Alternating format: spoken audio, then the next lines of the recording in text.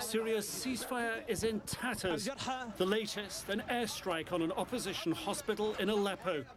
This one supported by Doctors Without Borders and the Red Cross.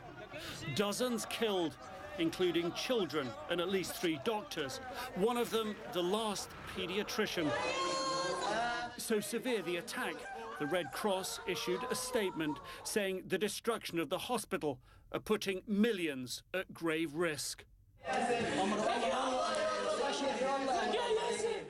The bodies, the grief, piling pressure on faltering peace talks in Geneva. In the last 48 hours, we have had an average of 1 Syrian killed every 25 minutes.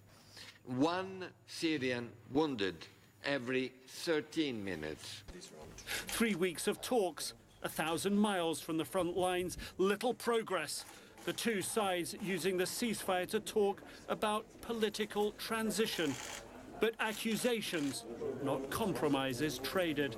The threats that emanated from the opposition who were here in Geneva before they sulked and got upset and left, these declarations were translated on the ground into attacks.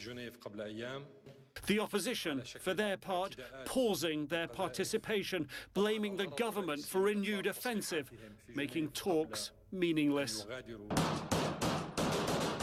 Within days of pulling back from the talks, opposition fighters last week on ceasefire, shown here in their own propaganda video, back to the battlefront.